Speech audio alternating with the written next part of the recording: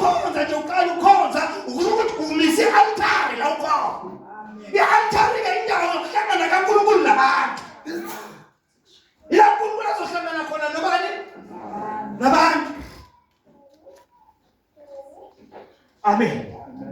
Hallelujah. Bathi ke ekhonzeni isiningi izinto ezenzenjani? Esenziwayo. Amen. Uma sikhonza senza ukuthi abantu abakhonzayo nabangakhonzi nabakhonzayo bekhonza wrong baqala ukufunda ukuthi kahle hle uNkulunkulu ufuna ukukhonza wena. Uma sikhonza uNkulunkulu khona izinto ezizokwenzeka. uNkulunkulu wazi ukuthinta inhliziyo zabantu ngoba kuyakhonza. Uma kukhonzwa ngiyathandaza. Uma kuthandazwa umthandazo uthinta inhliziyo zabantu abantu besizwe bemlambele bemomele uNkulunkulu. Bayihambela nje wonke umuntu ethi ukuthi I've got a void engekigcwalise noma yini. I need God. Ngoba kuyathandazwa. Amen. I remember masiqala nje thina siqala le ministry le ngifika sonke esikolweni nginedwa ngishanyela iklasi ngiclean elinamasiko nayo yonke into mangiqeda ngijaha ukuthandaza. Amamba ngoba ngifuna isikhathi sokuthandaza. Yini ngithandaza ngiyothi mangivula amehlo sekunomuntu oceleni kwami bedlula ngomgwaqo edlula ngendlela sekuthandaza ngisangedwa sokunomuntu onayiduze kwami. Uthini banomaqeda nje ukuthandaza sengimamuke kufanele ngimamuke la usawubona unjani. Hawu konje ubani ngokwabani. Hawu ungene kanjani la ngathi ngizwe umuntu ethandaza. Yabo ngizweni? Ngizwe umuntu ethandaza ngangena. Yabo? So uyakhomba ukhonza nje ukhonza uNkulunkulu. Kwenza ukuthi inhliziyo zabantu zimomele zimfune bani uNkulunkulu. Amen. Ngibonga mali Nkosi. So ke ibandla umsebenzi walo ukukhonza. So umsebenzi wabantu abashumayelayo. Amen bazalwane. Umsebenzi wabantu abashumayelayo okukhulu nobalulekile. Ukufundisa ibandla. Abazomana ngizwe bazalwane. Ngiyabona konke lokho okwenziwayo konke lokho okukhulunywayo ukuthandwa abantu konke lokho okukhulunywayo ukuthi who are you in Christ yonke leyo nto but uNkulunkulu into asinikeze yona thina sishumayelayo ukuthi sifundise ibandla because ibandla into ikhulume kaningi ngathi ibandla lifana nomsamo wethu. Abantu abazi umsamo nezo bazalwane abakwazi ukuqhubeka nempilo umsamo wonakele. Kuma yonke into bathi umsamo wonakele. Ngoba bayazi ukuthi yonke umthombo wempumelelo yabo umthombo wokuphila kwabo yonke into ilapha emsamo. So ibandla yindlela emiswa uNkulunkulu ewumsamo. Afuna uNkulunkulu sikhothame kuye sikhonze kuye ngokuqonda nangokwazi ukuthi asikhothame ezinye izinto asibiza ezinye izinto uNkulunkulu ungasibiza yena. Amen bazalwane. Kuyoba kuhle kithi. Kuyoba kuhle emhlabeni. Kuyoba kuhle ezweni. Amen bazalwane. Hallelujah. Amazomana ngizwe. Hallelujah. So kama into ebalulekile yini? Ibandla. Ibandla libalulekile ukwenzenjani? Ukukhonza kwenzani? Kufa affect everything. We affect positive ey'ntweni zikaNkulunkulu. Amen. Hallelujah. Hallelujah. Hallelujah.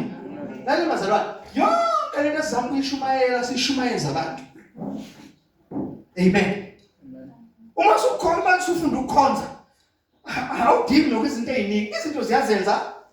Kanene empilweni ngoba uyakhonza ngendlela uNkulunkulu afuna ukukhonza ngayo. Uphila kwi-presence yakhe, Akusinto oyibeka engqondweni ifunde ibeke engqondweni. Yinto onobufakazi bayo ngoba uphila kwi-presence ukhuluma izinto ezenzeka kuwe. Into ekwenza ukuthi ungasuki uNkulunkulu ngoba uphila noNkulunkulu ozibonakalisa kuwe in daily life.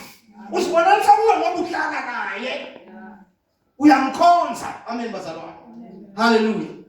Mabonke mali Nkosi. Now, why ngikhuluma kanje? Ngikhuluma kanje because ufuna ukuveza ukuthi into ebalulekile ibandla. Abantu abasashumayela senza yonke into kodwa sineglect ibandla. Ukuthi ibandla ibe yilento uNkulunkulu afuna ibe yilo. Kuyothatha isikhathi sifinyelela uNkulunkulu asifuna khona. Futhi ngeke sifike. Ngeke senzenjani? Ngeke sifike.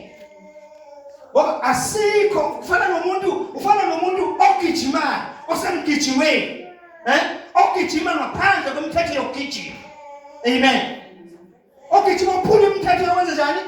Ekugcineni segijimile he got disqualified. Uyadisqualify ngoba ugijimile kodwa akagijimanga ngani ngokomthetho yokwenza njani? Yokugijima. Awukho kwi-track, sawugijima kwi-track yomunye umuntu. No usuwini uzodisqualify ukuthi uhambe phambili. Kodwa abantu abagijimayo, kodwa bagijima endaweni wrong. Amen. Hallelujah. Kufanele ukuthi sonke into esishoyo siyiprove eBhayibhelini. Kungabi into ukuthi siyazikhulumela nje. Ngizofundela ngavuli. Thala sasivula lamazwi. This is what the Lord says. These people say, the time has not yet come to build the house of the Lord. Then the word of the Lord came through the prophet Haggai. Is it time for yourself to be living in your paneled houses, while this house remains a reign? Kuyisikhathi yini sokuthi nihlale endlini ezinhle? Ukuthi lokuqala laba bantu bazangabusisa isikhathi sokwakindlu kaJehova. Amen. Abesethi kuyisikhathi sokuthi nihlale endlini zenu ezinhle kodwa le ndlu yami ibe iyize na. Indlela kaNkulunkulu ibandla. Ibe njani? Iyize. Ufuna ukusheshe ngiqede kule ndaba ngidlule ngiyekwenye futhi efakazelana nale. Amen.